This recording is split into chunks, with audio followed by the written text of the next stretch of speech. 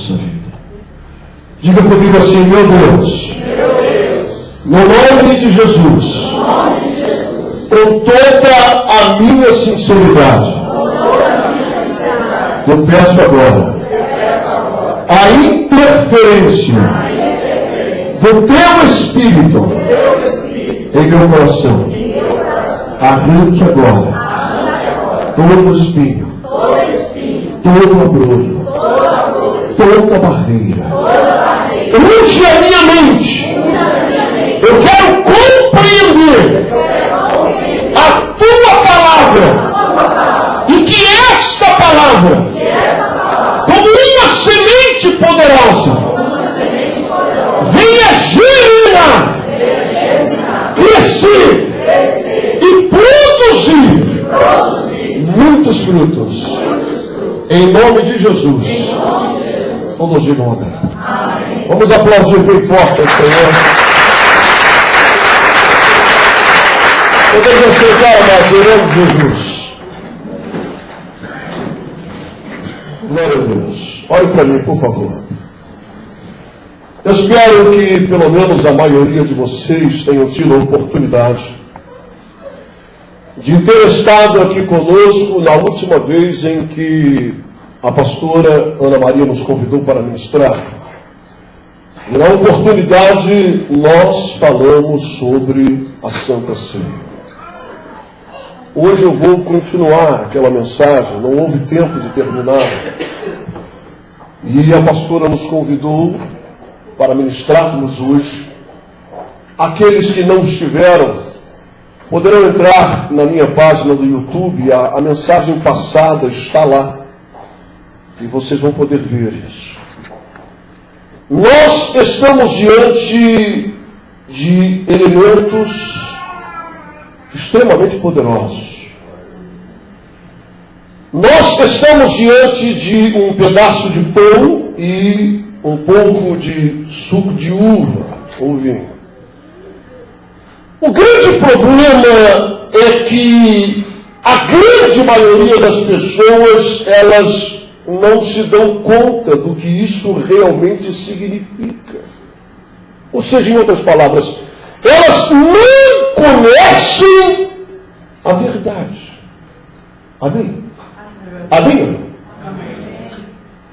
Jesus ele disse que a verdade é a única que tem poder de libertar, de quebrar cadeias. Amém? Amém.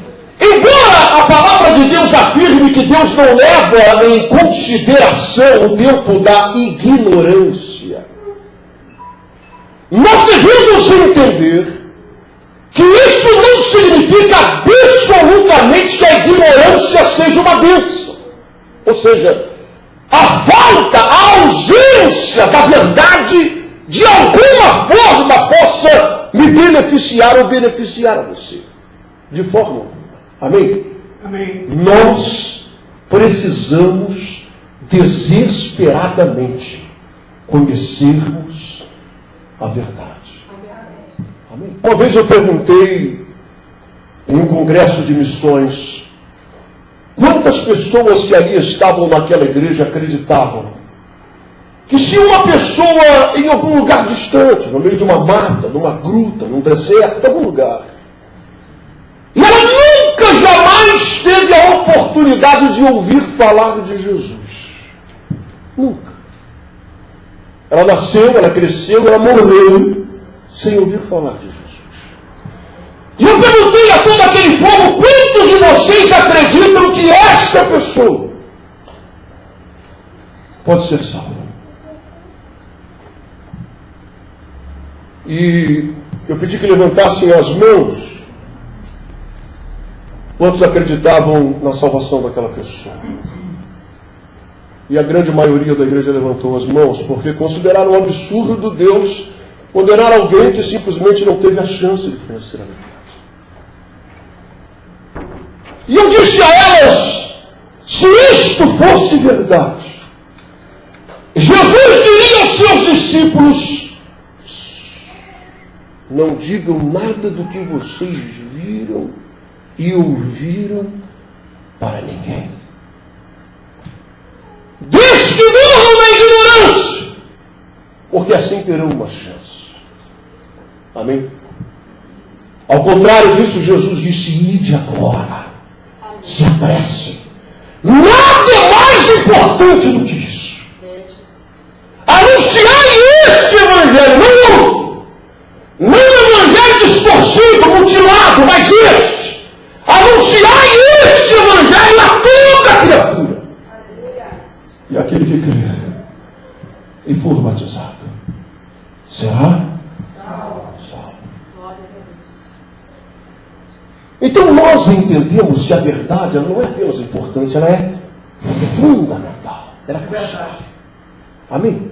Amém? Desde a sua menor base até as coisas mais profundas do reino dos céus, como o apóstolo Paulo escreveu: eu ouvi coisas que não sou capaz de transmitir a vocês, porque eu fui arrebatado ao terceiro céu. Nós somos exortados pela Bíblia Sagrada a conhecermos e a prosseguirmos em conhecer o Senhor. Porque são verdades que vão libertar, que vão quebrar algemas.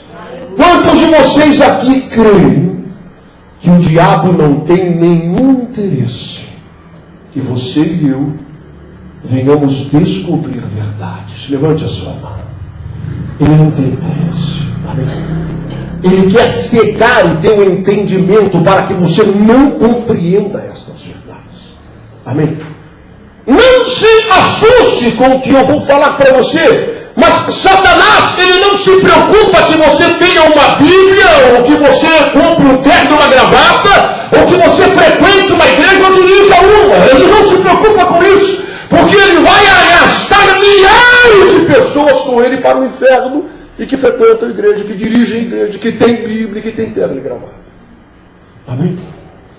Porque não viveram a verdade. Chamaram Jesus de Senhor, Senhor, Senhor, mas nunca conheceram a vontade do Pai. Amém? E isto é sério. E isto é importante. E isto é fundamental, porque está tratando da minha alma. Existem coisas que você e eu podemos errar nessa vida e voltarmos atrás e consertar a coisa, mas se nós errarmos nisso, está em jogo a nossa alma. A verdade é uma só, não existem duas, tem três e nem meia dúzia. E você e eu sabemos que existem muitos evangelhos. E você e eu sabemos, ninguém aqui é criança, sabemos que cada denominação prega um evangelho diferente um do outro. Porque cada um quer ser dono da verdade. E por isso precisa se opor àquilo que o outro está pregando. Amém? Minha postura aqui não é esta.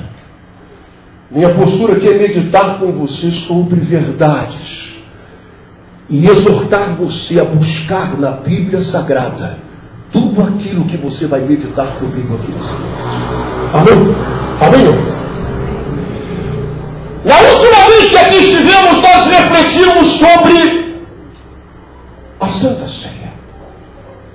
O medo que as pessoas têm destes elementos, porque elas sempre se lembram daquilo que Paulo disse. Ele disse, cuidado, ele escreveu aos Coríntios e disse, tem gente aí doente, tem gente que já até morreu, porque vocês estão participando e tomando estes elementos de forma indigna. Amém? Então nós entendemos a princípio que estamos lidando com coisas que são sobrenaturais a partir do momento em que ligamos da terra é ligado também no reino dos céus. Amém? E estes elementos tomam sobre si poder espiritual. Olha para mim. Eu e você vivemos em um mundo físico. Deus, o Pai, o Filho e o Espírito Santo, os anjos e os demônios, eles vivem no mundo espiritual.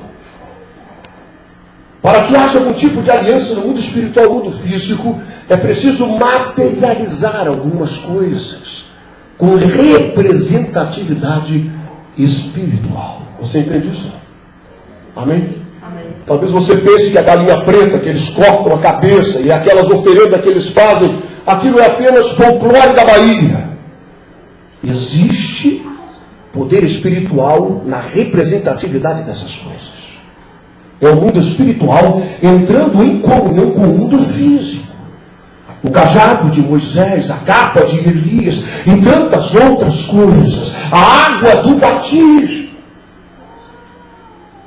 Sabe, hoje nós vamos falar um pouco sobre isso, mas existem tantos cristãos que até hoje pensam que há algum poder místico nessa água. Ou seja, que os seus pecados vão ficar nessa água.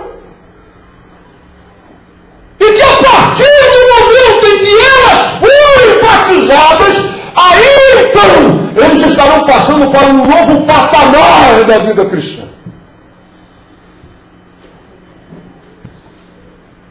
São elementos físicos que trazem representatividade das coisas espirituais.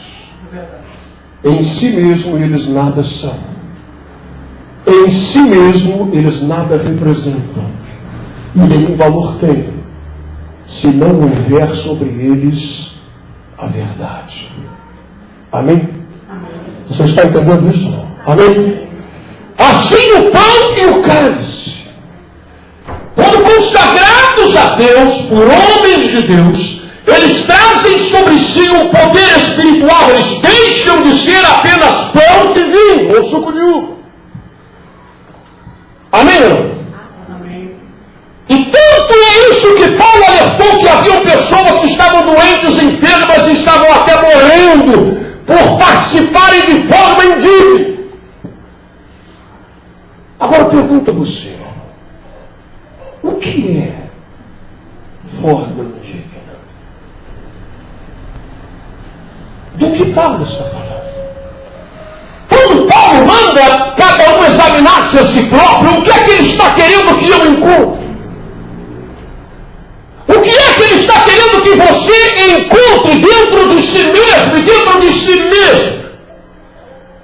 Para te tornar apto a participar desses elementos sagrados.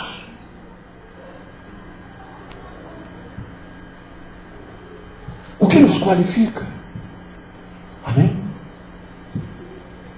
Nós meditamos que quando Jesus deu o sinal a João, aquele pão que ele cortou e molhou e entregou na mão de Judas, aquele pão perdeu o seu sabor original e a sua forma original. E nós meditamos que o pão representa o corpo de Cristo, não é verdade? Ele é o cabeça e o seu corpo é a sua igreja. Está escrito em Efésios. Amém ou não? Amém. Então esse pão tem o significado da sua igreja. E aquele que não discerne no corpo de Cristo não é apto para tomar e participar desses elementos, porque tomará juízo e condenação. Discernir o corpo de Cristo é entender o que significa ser igreja. Você está entendendo isso? Quando eu vou examinar a mim mesmo, Paulo não está perguntando se eu tenho pecado. Porque o próprio Paulo se considerou como o maior de todos eles. Porque João escreveu que aquele que diz que não peca é mentiroso. E a verdade não está nele. Nós não somos escravos do pecado. Nós não somos dominados pelo pecado. Mas todos nós pecamos e erramos. Amém? Amém? Amém. E quando alguém, pelo fato de ter cometido um erro, um pecado aquela semana, ele bateu o pé em uma parede, xingou um palavrão, brigou com a esposa, aconteceu um problema no trabalho, e ele vem para a igreja e a pastora manda que ele reflita e medite, ele diz: eu não vou fazer isso, eu não vou tomar, porque eu cometi um pecado, deixa para o mês que vem.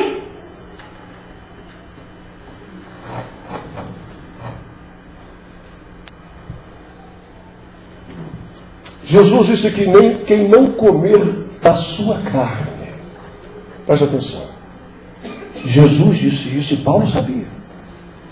Quem não, presta atenção, é Jesus que está dizendo isso. Quem não comer da minha carne, não beber do meu sangue, não tem parte comigo e não tem vida em si mesmo.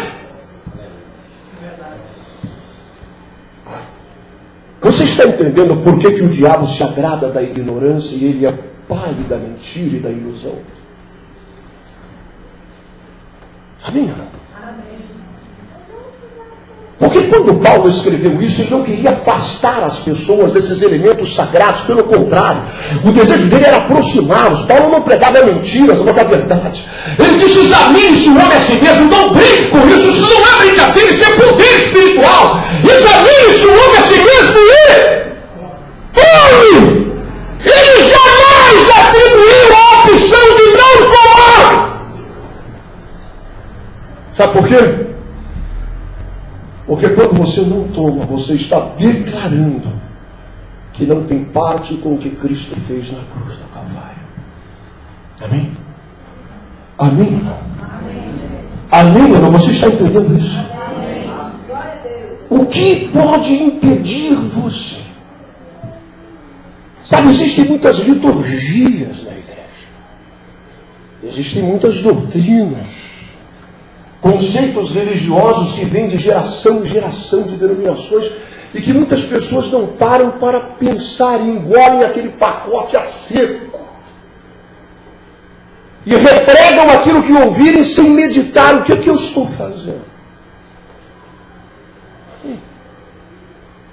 Será que eu posso, na minha disciplina em um membro de um obreiro da minha igreja, impedi-lo de participar da Santa Ceia? Quem sou eu para fazer isso? O sangue é de Jesus. E é a única chance do pecador ser absolvido, de seus pecados serem apagados, do fraco ser fortalecido, do doente ser curado, do oprimido ser liberto. Ou nós não cremos no poder do sangue derramado na cruz do Calvário. Amém? Satanás fez tudo para tentar impedir Jesus de ir para a cruz, meu irmão. Ele não fez tudo para tentar impedir que Jesus fizesse o cego ver, o coxo andar, o leproso ser purificado. Satanás não se incomodava com isso, irmão. Porque o problema do diabo era o sangue derramado. Ele chegou a fazer um acordo, ou tentar fazer um acordo com Jesus naquele deserto, dizendo: olha, eu sei o que você veio fazer. Eu não sou criança, eu não sou inocente. Eu conheço as profecias, eu estava no jardim, quando o Deus Todo-Poderoso profetizou. Você veio buscar tudo aquilo que Adão me deu. A glória, o domínio de todos os reinos que ele perdeu para mim. Eu sou o príncipe desse mundo, o Deus desse século. Você veio buscar isso de volta para o homem. Mas eu vou fazer um acordo com você. Se tu prostrado me adorar, eu entrego tudo na tua mão agora. Não precisa de cruz, não precisa de sangue derramado, não precisa de humilhação. Amém? Pedro, amigo íntimo de Jesus, após receber uma revelação do próprio Deus: tu és o Cristo, o Filho do Deus vivo. E Jesus chama ele de bem-aventurado e começa a falar: olha, a partir de agora se preparem. Eu serei entregue na mão dos pecadores, vão escarrar em mim, vão bater em mim. Eu serei crucificado e Pedro diz: opa! Sentiu arrepio. Outra revelação: de maneira nenhuma isso te sucederá. Vamos fazer a bagagem e vamos embora. Jesus olhou para ele e disse: arreda de mim, Satanás. Eu estou te vendo por detrás dessas palavras. O diabo fez de tudo, irmão. Ele tentou usar Pôncio Pilatos para livrar. Não vejo mal nesse homem. Vamos bater um pouco e vamos soltar. Ele usou um sacerdote: desce da cruz e nós vamos crer em ti. Ele usou um ladrão do lado, ele usou as pessoas. Ele queria que Jesus descesse daquela cruz. É verdade. Porque se as pessoas não entendem, não conhecem, o diabo sabe perfeitamente o poder que há nesse sangue. É a tua única chance, meu irmão. Amém? É a tua única chance, é a minha única chance. A tua chance não está no terno, na gravata, no curso teológico. A tua chance está no sangue derramado na cruz. É o único meio de ser perdoado, lavado, e o teu pecado esquecido, meu Pai. E o diabo sabe disso. E ele tenta te afastar dessa verdade de todas as formas. E ele tenta dizer, a vez que vem, você vai estar mais forte, você vai estar mais fraco. Mais fraco, mais atolado no pecado. Quando Paulo manda examinar a si mesmo, ele está mandando você examinar se você entende o que é ser igreja. Está entendendo isso, não? Discernir o corpo de Cristo é compreender a mensagem do Evangelho. É entender aquilo que Cristo pregou, onde é que Ele quer fazer os nossos olhos fixarem-se. Não nas coisas passageiras desse mundo, mas nas coisas que são eternas. E Ele quer que nós venhamos produzir frutos. Ele quer que venhamos trabalhar enquanto é dia. Porque nós estaremos prestando contas a Ele de nossos talentos. Isso é discernir, em poucas palavras, o que é que significa ser igreja. Ser igreja não é um amontoado de gente abarrotando um lugar para tentar sugar tudo que puder do Deus Todo-Poderoso, dono do ouro e da prata. Um novo carro, um novo apartamento, uma nova casa, um novo isso, um novo emprego, um novo salário. Isso não é ser igreja de Jesus. A maioria das pessoas não estão nem aí para o seu próximo. Não querem nem saber para quem está indo para o inferno. Amém? Eles são como aquele irmão mais velho da parábola do filho pródigo. Não estão nem aí para o garoto que está na lama. Não estão nem aí para a dor do coração do pai com aquele garoto. Não fazem nada. Amém? Só querem desfrutar dos bens do pai. Quando Paulo fala para refletir, ele está preocupado com a salvação da tua alma e da minha. Porque se eu não discernir o que é ser corpo de Cristo, se eu não entender a mensagem do Evangelho, eu preciso disso para entrar no reino dos céus. E eu preciso disso para me tornar apto a tomar e a comer desse pão. Amém? Aí você diz, missionário, mas existem coisas que me impedem. Olha,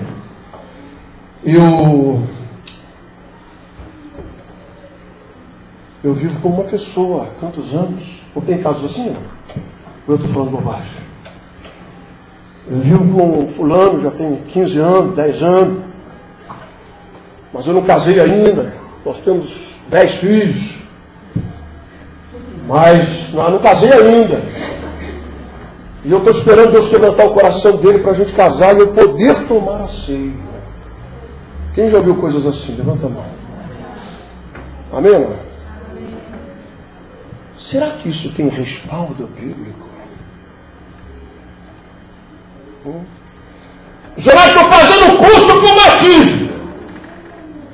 Assim que eu batizar, estarei lá.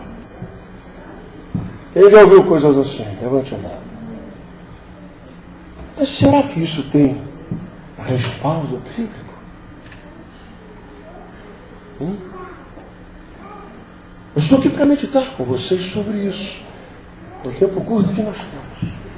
Que o poço é profundo, como disse aquela mulher samaritana.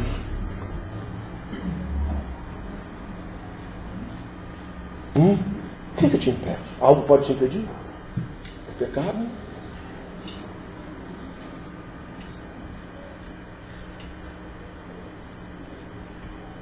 A Bíblia diz que nós devemos ser submissos à lei do nosso país. Quem já leu isso?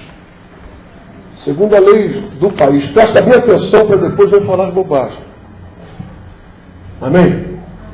Presta bem atenção no que eu estou dizendo para depois eu não falar bobagem. Cuidado. Eu não estou dizendo que você deva viver amaziado com ninguém. Estou falando de realidade do povo, que muitas pessoas vivem assim, que vêm para Cristo nessa situação. Amém? Amém? A lei do país onde nós vivemos diz que uma pessoa, ao viver junto por 3 anos, a partir de 3 anos, ela é considerada pela justiça como casada com regime parcial de bens. É verdade ou mentira? Amém ou não? Se ela separar, ela tem os mesmos direitos de quem assinou o documento no cartório. Está entendendo isso? Agora, veja como Satanás, ele cega o entendimento, porque o diabo sabe deste poder. O diabo sabe que essa é a nossa única chance. Amém?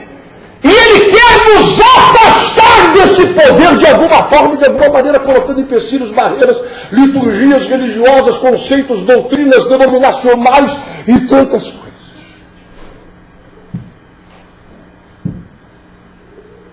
Alguém já viu uma pessoa ser batizada no Espírito Santo antes de ser batizada nas águas? Quem já viu? Levante a mão. Será que alguém que ainda não foi batizado nas águas pode participar?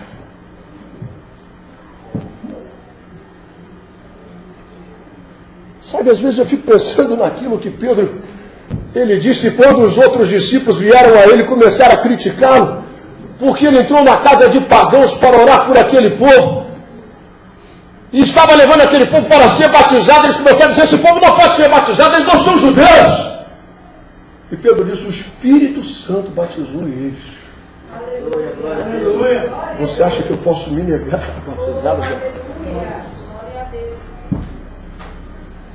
Porque existiam doutrinas, conceitos e liturgias entre aqueles judeus.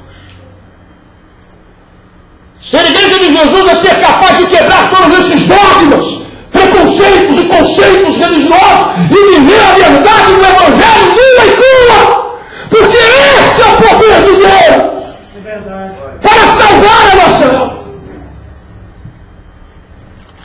Abra sua Bíblia. Eu quero ler alguns versículos com você, eu preciso me apressar. 1 Pedro, capítulo 3. 1 Pedro, capítulo 3.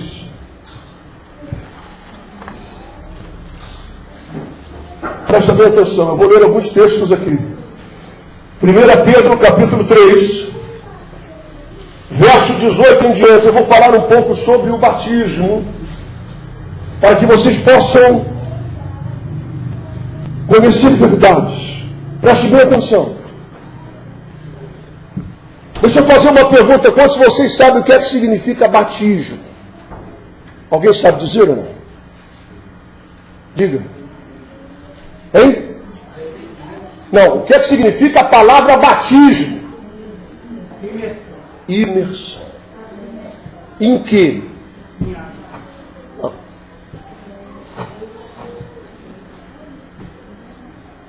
Presta bem atenção. O que você disse é um batismo. Mas essa não é a única descrição de batismo na Bíblia. Existe, por exemplo, o batismo no Espírito Santo. Amém? Significa que você foi imergido na unção do Espírito Santo. Você mergulhou dentro dessa unção.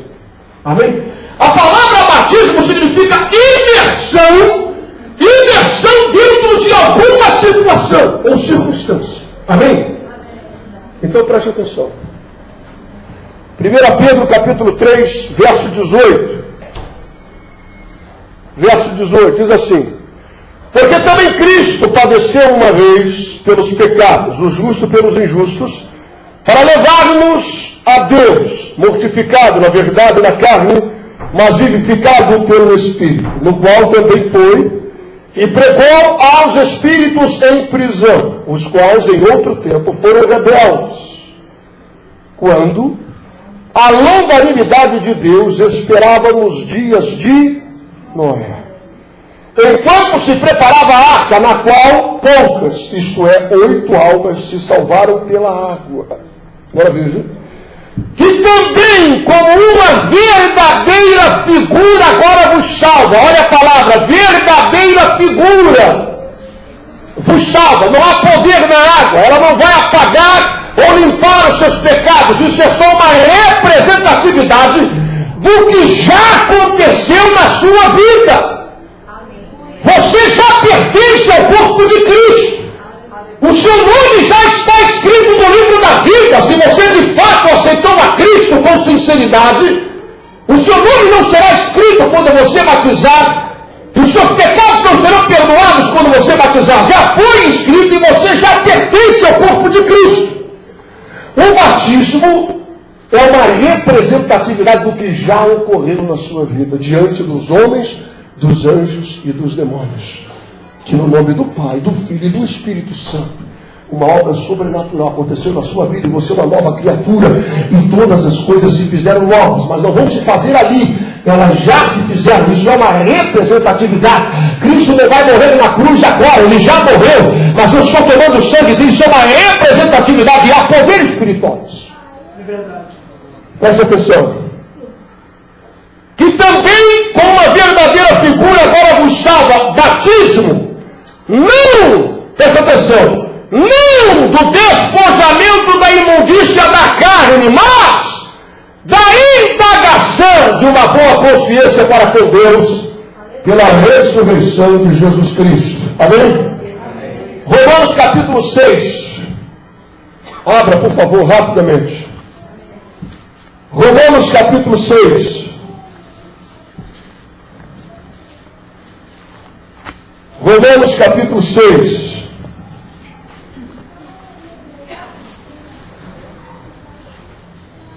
Quem já achou Romanos capítulo 6? Leia para mim do verso 1 até o verso 11. Que diremos, pois, permaneceremos no pecado para que seja a graça mais abundante? De modo nenhum. Como viveremos ainda no pecado, nós os que para ele morremos? Ou porventura ignorais que todos nós que fomos batizados em Cristo Jesus, fomos batizados na sua morte? Fomos, pois, sepultados com ele na morte pelo batismo, para que, como Cristo foi ressuscitado dentre os mortos, pela glória do Pai, assim também andemos nós em novidade de vida, porque se fomos unidos com eles na semelhança da sua morte, certamente o seremos também na semelhança da sua ressurreição. Diga graças a Deus. Fomos batizados em Cristo. Significa que nós fomos o quê? Imergidos em Cristo. Mergulhamos dentro dele. Não está falando de você mergulhar dentro de uma água. Amém? Está falando que você foi batizado em Cristo. Imergido nele. Na pessoa dele. Não vivo mais eu, mas Cristo vive em mim. Amém? Amém. Eu já vi uma vez um pastor batizar uma pessoa que ele ficou endemoniado na água. Ou seja, entrou com o capeta seco e saiu com o capeta molhado. Não acontece nada, irmão. Não há poder na água. Aquilo é representatividade de algo que já sucedeu em tua vida. Por favor, Gálatas capítulo 3. Rapidamente, irmão, tenta curto. Gálatas capítulo 3, verso 26 e 27. Quem achar primeiro, leia para mim, me ajuda aí. Gálatas capítulo 3, verso 26 e 27, leia. Porque todos sois filhos de Deus, pela fé em Cristo Jesus. Porque todos quanto fostes batizados em Cristo, já vos revestistes de Cristo. Entendeu aí? Todos que já forem batizados em Cristo, imergidos na pessoa de Cristo, o constituíram como Senhor e Salvador, vos revestistes dele. Você está revestido dele. 1 Coríntios 10, rápido, irmãos. 1 Coríntios 10, verso 1 ao 4. Quem achar primeiro, leia, por favor.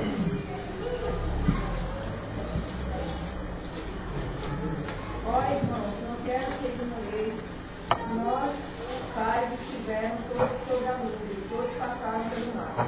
Temos sido todos batizados, assim na nuvem como no mar, com respeito a Moisés. Todos eles comeram do seu manjar espiritual.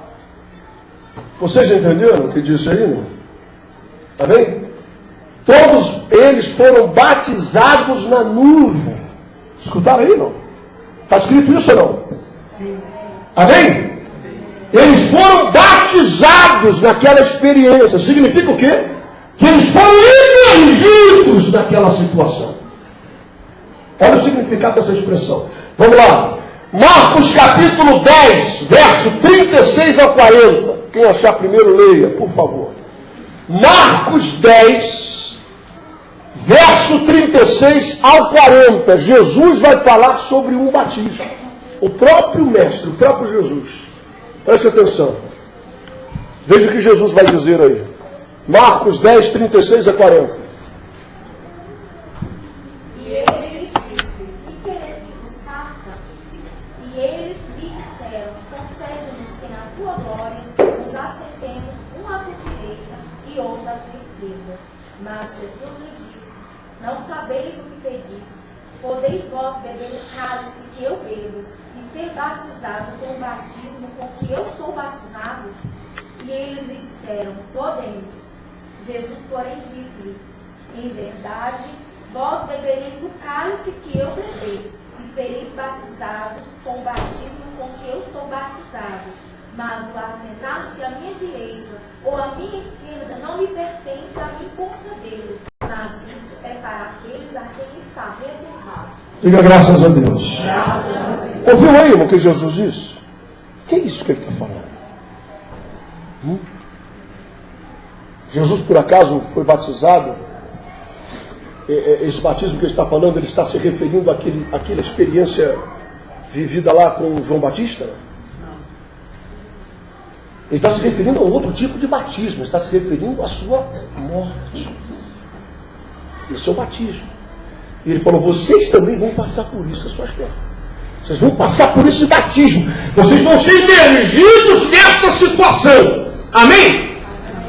Quando a expressão diz, vocês que foram batizados em Cristo, nós não podemos tirar o poder de Cristo e transferir para uma piscina ou um riacho qualquer.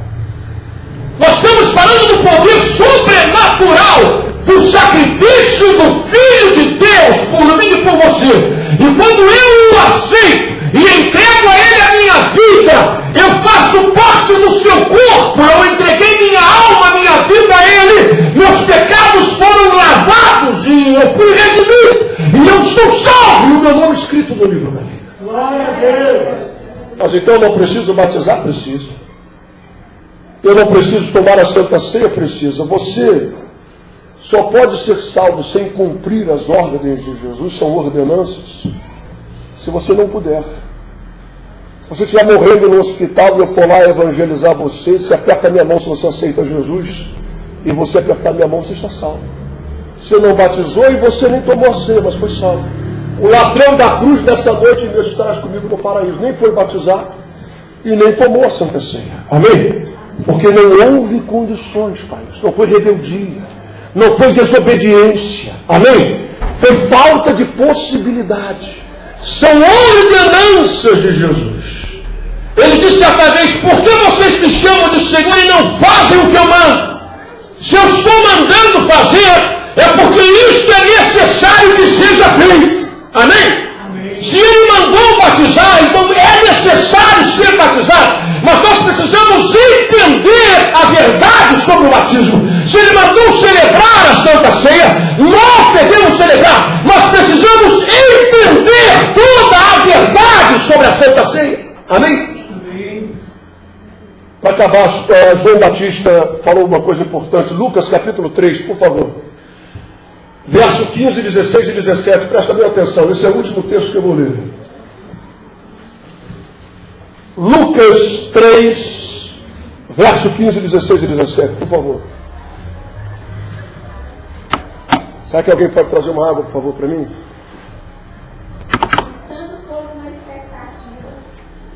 Já tem aqui, obrigado. Pode ler, por favor.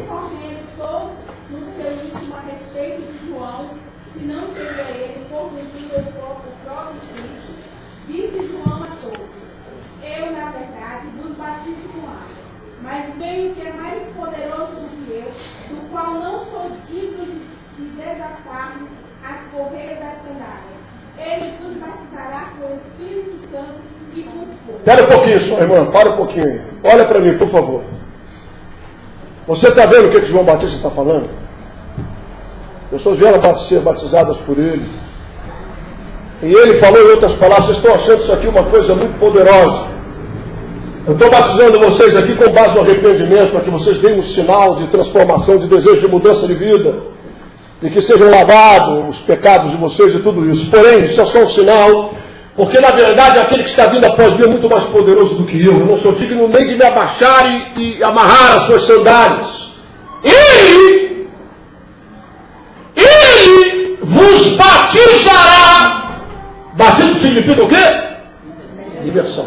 Ele vos batizará no Espírito Santo e... Aí muitos cristãos pedem fogo, manda fogo. Tem até aquela canção, né? Manda fogo, Senhor, manda fogo, Senhor. Não tem? A tua sorte é que Deus não leva em consideração o tempo da ignorância. Porque você não faz ideia que tipo de fogo é esse que João Batista está falando. Quer ver o que é? Continua a ler, irmã. A sua parte, ele a tem na mão. Olha. Para limpar completamente a sua eira e recolher o trigo do seu celeiro. Porém, queimará a palha como um requisito. Sangue de Jesus. Esse é o batismo no fogo. Está vendo? Você está entendendo? Quer dizer, ele tem autoridade para isso, para imergir eternamente você no Espírito Santo, ou imergir eternamente você num lago de fogo e enxofre. Como eu posso ter certeza disso? João Batista acabou de dizer. A sua pá ele tem na mão. Você que nunca viu uma eira que existe lá em Israel até hoje, para mostrar para os turistas, uma grande pedra onde eles botavam o trigo ali, esperavam um dia de vento, pegavam a pá e jogavam para cima. O trigo fica e a palha voa com o vento. Se separa. A sua pá ele tem na mão para separar o trigo do joio. Amém? O trigo, ele vai batizar, ele vai emergir, ele vai guardar o seu celeiro, ele vai batizar eternamente no Espírito Santo. A palha, ele vai batizar no fogo, vai ser queimada eternamente. Amém? Amém. Preste atenção. Eu tenho poucos minutos e eu vou encerrar. Olhe para mim. Preste atenção no que eu vou dizer para você.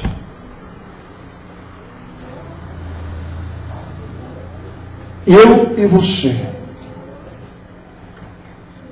só temos uma chance nessa vida. E o diabo quer roubar isso de nós, de qualquer forma. O poder que existe para perdoar. Desliga aí, por favor, irmão, está me atrapalhando aqui. Desliga, por favor. O poder que há, presta atenção, irmãos. Eu vou parar, irmão. Vai todo mundo parar para ouvir o que você está tocando aí.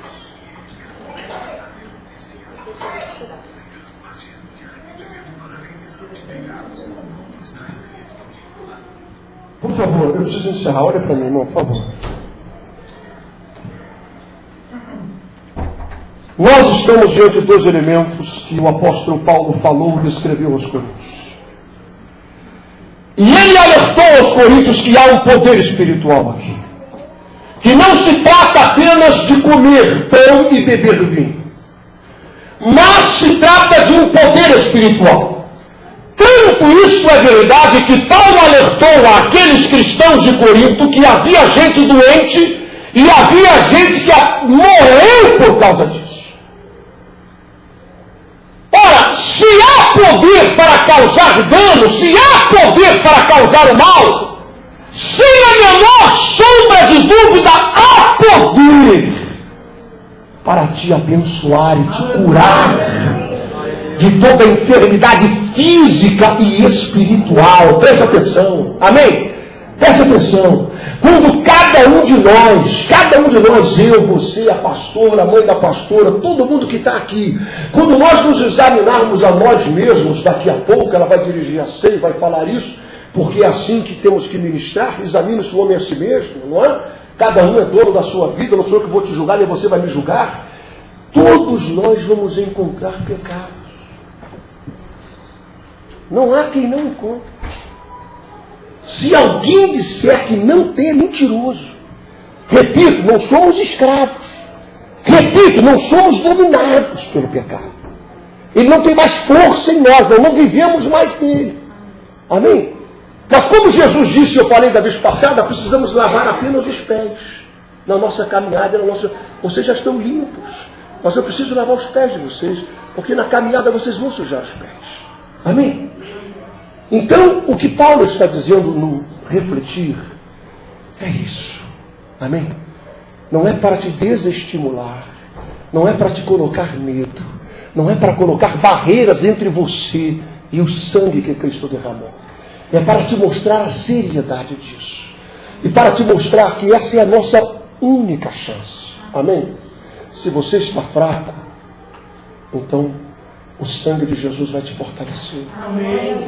Se você tem um vício que não consegue largar, amém? o vício do cigarro, ou qualquer outro tipo de coisa. O sangue de Jesus tem poder para te libertar. Basta que você creia. Foi o que Jesus disse: conhecereis a verdade, ela vos libertará. Conheça essa verdade, que há poder no sangue de Jesus. Não há nada que venha, possa ser acrescentado a isso que foi feito. Nada. Amém? Nada. Deixa eu te dizer uma coisa só para encerrar, para você compreender o que eu estou querendo te dizer. Infelizmente, irmãos, esse é um assunto que é bem abrangente. Nós precisaríamos realmente de bastante tempo, mas é suficiente para que a gente possa expor alguma coisa. Mas eu sei que muitas dúvidas acabam ficando, mas eu quero encerrar dizendo o seguinte: preste bem atenção. Às vezes as pessoas vão criando coisas e vão retirando o poder do que Cristo fez na cruz. Amém? Campanha de quebra de maldições. Amém. Quanto mais a gente orar, melhor. Amém? Mas o que eu estou fazendo? Eu tenho dito isso. E não vai demorar, nós vamos ver algum pastor se crucificando. Não vai demorar. E vai ser em praça pública, para causar mais efeito. O que eu estou fazendo? Mas não está escrito que na cruz ele venceu e triunfou contra todos, principado e potestade, e quebrou toda a maldição, toda a mazela, toda a desgraça, toda a imundícia, e levou sobre si os nossos pecados e carregou as nossas dores, e pelas suas pisaduras nós fomos sarados. O problema é que não tem assunto. O problema é que está difícil atrair as pessoas, começa a se inventar um monte de coisa. Já estou encerrando. Essa casta de demônios só sai em jejum. Quantos já ouviram isso? Quantos já leram na Bíblia isso? Está na Bíblia. Agora eu só tenho 3 minutos, presta atenção. Será? A missionária agora só está falando heresia, porque está escrito na Bíblia, que essa casta de demônios, ela só sai com jejum e oração. Será? Não. Mas você é uma pessoa inteligente, você tem internet, você tem livros, você tem estudiosos da Bíblia, você vai pesquisar aquilo que eu vou dizer para descobrir se eu estou mentindo ou se eu estou falando a verdade. Existem alguns textos na Bíblia que são considerados espúrios. Essa palavra significa não faz parte do original. E o original existe. Está lá em Jerusalém. Mas escribas foram escrevendo no transcorrer dos anos, e alguns deles acrescentavam uma coisinha, uma opinião particular. Alguém teve mais dificuldade em expulsar um demônio, disse isso aqui só com jejum também. Porque Jesus falou é só oração. É uma guerra espiritual, só através da oração. Aí acrescentaram o jejum. Tem algumas Bíblias que são mais coerentes e trazem essa palavra jejum entre colchetes. E lá no rodapé está escrito, não faz parte dos originais. Você vai pesquisar, porque você é uma pessoa inteligente. Senão é obrigado a acreditar no que eu estou falando. Amém? Agora preste atenção, vou terminar. Você acha que a tua barriga vazia vai acrescentar autoridade no que Cristo fez na cruz do Calvário? Tem certeza que o que ele fez não é suficiente? Hein? Tem demônio, tem casta, tem legião que vai precisar do teu estômago vazio para acrescentar algum poder no sangue que ele derramou. Jejum é para que você se humilhe diante de Deus. Amém? Este é o significado e o sentido. Se humilhar diante de Deus. Não para te dar poder. Porque eu e você não temos nada. Quem tem é Jesus. E quem tem Jesus, tem tudo. Fica de pé em nome de Jesus. Feche seus olhos, por favor.